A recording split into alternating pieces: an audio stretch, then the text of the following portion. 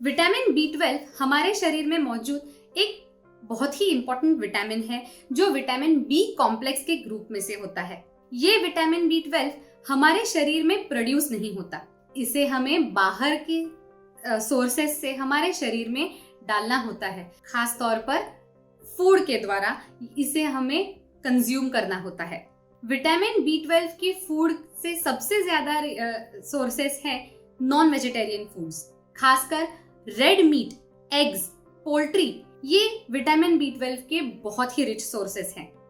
इसके अलावा milk and milk products के में भी विटामिन B12 की मात्रा अच्छी तरह से होती है। विटामिन B12 की वेजिटेरियन सोर्सेस थोड़े पुअर होते हैं, इसीलिए विटामिन B12 की डेफिशिएंसी वेजिटेरियंस में और खासकर वीगन्स में बहुत ज्यादा पाई जाती है।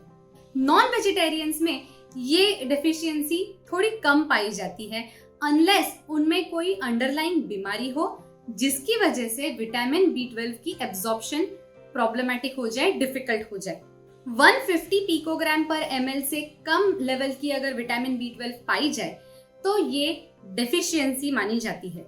ये डेफिशिएंसी एक स्लो प्रोग्रेसिंग डेफिशिएंसी होती है और कई बार इसके सिम्टम्स डेवलप करने के लिए शरीर बहुत टाइम लेता है। डेफिशिएंसी जब तक माइल्ड हो तब करेक्ट करें तो बेहतर होता है, क्योंकि जैसे जैसे ये डेफिशिएंसी प्रोग्रेस होती है वैसे उसके न्यूरोलॉजिकल सिम्टम्स आते हैं और कई बार ये न्यूरोलॉजिकल सिम्टम्स इररिपेयरेबल होते हैं। इसकी स्लो डेवलपिंग प्रोसेस की वजह से बहुत जरूरी है कि विटामिन B12 डेफिशिएंसी का अर्ली डायग्नोसिस हो जाए। रूटीन चेकअप करवाना बहुत जरूरी है। अगर आपको कोई अंडरलाइंग पेट की बीमारी है और आप नॉन वेजिटेरियन हैं, तो भी आपको विटामिन B12 की टेस्टिंग करवाना जरूरी हो जाता है। खासकर अगर पेट की बीमारी जैसे कि सीलिक डिजीज, क्रॉन्स डिजीज या फिर आपकी गैस्ट्रिक बाईपास सर्जरी हो गई है तो आपको रूटीनली रेगुलरली विटामिन B12 की टेस्ट करवानी चाहिए। इन कंडीशंस की वजह से विटामिन B12 का एब्जॉर्प्शन डिफिकल्ट हो जाता है और शरीर में विटामिन B12 की डेफिशिएंसी हो सकती है। अब ये विटामिन B12 के दो बहुत ही इंपॉर्टेंट फंक्शंस होते हैं। सबसे पहला फंक्शन होता है RBCs यानी कि लाल पेशी का प्रोडक्शन करना। दूसरा फंक्शन होता है नर्व्स यानी कि नसों को हेल्दी रखना। इसीलिए अगर किसी में डेफिशिएंसी हो तो उनमें इन दो फैक्टर्स में सिम्टम्स आ सकते हैं। अगर किसी में विटामिन B12 कम हो तो RBCs के प्रोडक्शन में थोड़ी सी दिक्कत हो सकती है। RBCs यानी कि लाल पेशी बड़ी साइज के प्रोड्यूस होते हैं। ये बड़ी साइज के RBCs हमारे शरीर के लिए ज्यादा यूजफुल नहीं होते। इन RBCs में हीमोग्लोबिन नाम का कंपोनेंट सही से नहीं पहुंच पाता।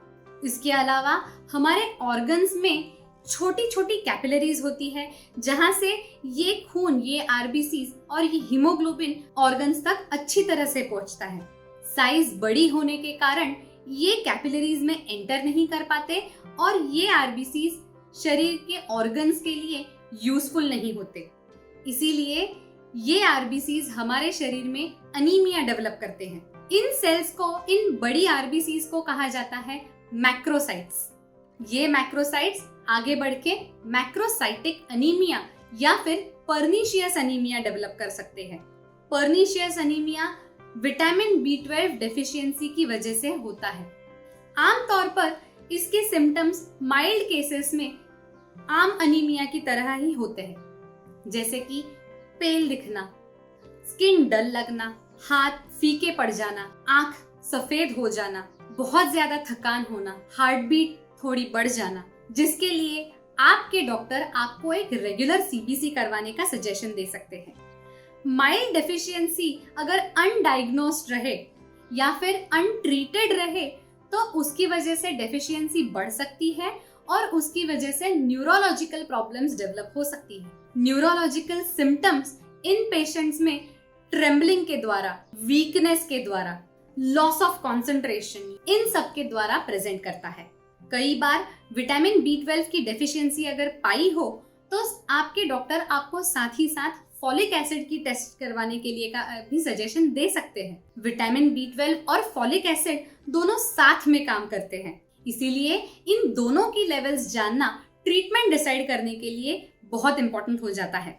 अगर आपने विटामिन B12 की टेस्ट करवाई हो और आपको डिफिशियंसी डायग्नोज हो गई हो, तो हमारा विटामिन B12 की लेवल्स कैसे इंप्रूव करें वो वीडियो जरूर देखें। साथ ही साथ एक बहुत अच्छी तरह से याद रखें कि अगर आपको विटामिन B12 की टेस्ट करवाने का सजेशन दिया गया है तो ये टेस्ट एक अच्छी ऑथेंटिक लैब में से करवाएं।